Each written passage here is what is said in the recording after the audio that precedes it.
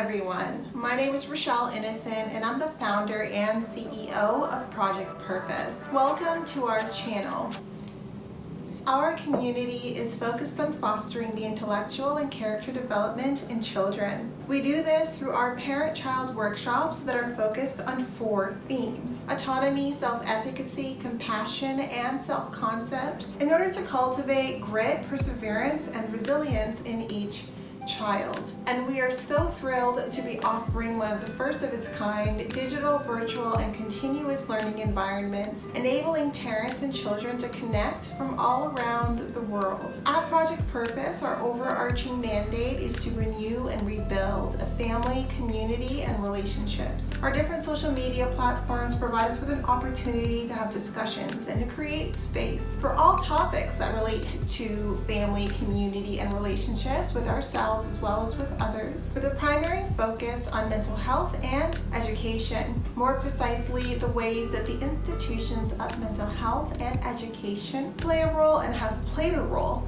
in our societies at large. These discussions and debates provide us with an opportunity to think critically about what needs to change within these structures for us to live up to our bold slogan: support, protect, and empower each child through youth-focused development, better known as leadership in juvenescence. We recognize that in valuing our children's leadership potential, this also translates as recreating and co-creating environments, both socially and politically, that will enable our children to thrive. For those of you who are particularly keen on the topic, we also write thought pieces every other Sunday. We're actually dropping a whole bunch of thought pieces in this next upcoming month, so definitely when you have the time, be sure to meander over to the website and check out our online content. Now, if it is the case that you are looking for a listening alternative, well, we're available wherever podcasts are playing, and we've provided you with access to a few links down below. Now, as is the convention, be sure to subscribe, hit that post notification bell so that you are aware of every time we post. And of course, if you like these conversations and you want to keep them going, like, comment, and share this segment. Let's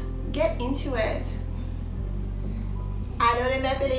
Hello, ladies and gentlemen, and welcome back to another segment here on Project Purpose. For those of you who are new, we cover topics that relate to mental health, mental wellness, and education on a week-by-week basis. And today's topic of discussion is mental health. And in the conversation of mental health, I want to talk about the demarcation around subjective and objective care. And I think that this is really important because the flip side of that is indifference, right? And I think that subjective and objective care is my delicate way of placing a boundary around how much I care around the opinion of others. And in fact, I think the topic of today is really about how we value and how we allow ourselves to respond and react to the opinions of others. And so I think that a lot of us allow a lot of opinions to really have an impact on us. And I don't even want to qualify that impact. It can be a negative impact, it can be a positive impact. It just impacts us. We allow ourselves to respond and to react and to be impacted by the words of others. We very rarely ask ourselves a few questions around the information that we're receiving and around the quality of the information that we're receiving. Oftentimes, when it is the case that we are the subject of that information, regardless of the quality of that information or the source of that information, we seem to take it to heart. And over time, especially if you're someone who's a hot topic, or if you find yourself becoming popular for all the wrong reasons, if you know that those reasons are not aligned to who you are and to what you believe in, then it's really, really important to practice what I like to call objective care, which means I'm not going to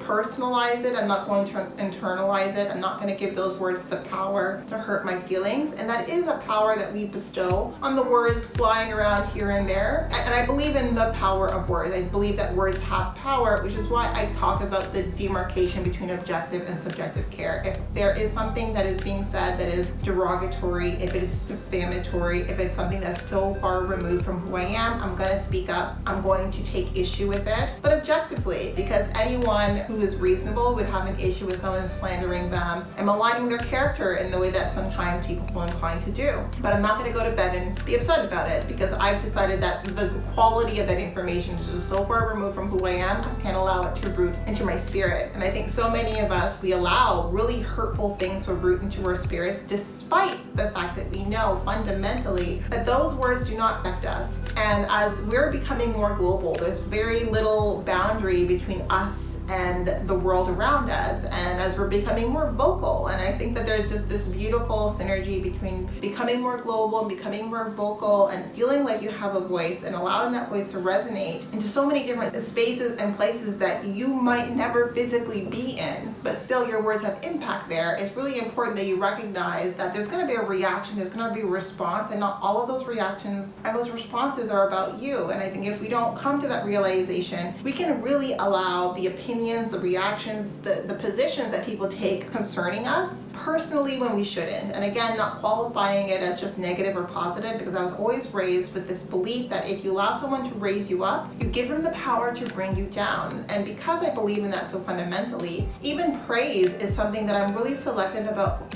caring about subjectively, right? And it doesn't mean that objectively speaking, I'm not like, hey, like that's a great kudos. It's not something that's going to impact me. It's not going to make my day. I'm going to appreciate the recognition for what it is, especially if I know I've earned it.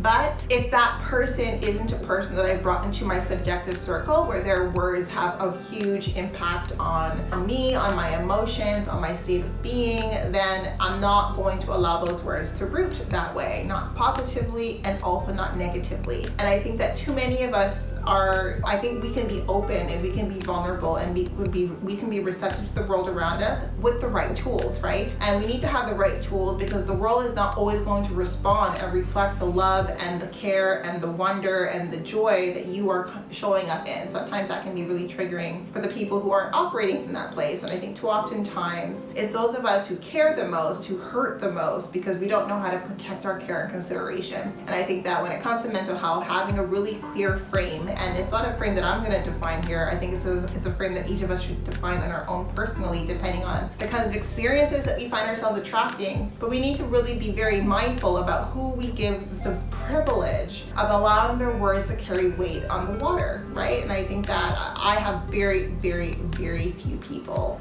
very, very few, maybe one person who I care a lot about what his opinion is, because he's my partner. But very few people do I care subjectively about what their opinions of me are, because I just don't feel anyone has walked through my shoes enough, has known me well enough to have a real judgment about who I am.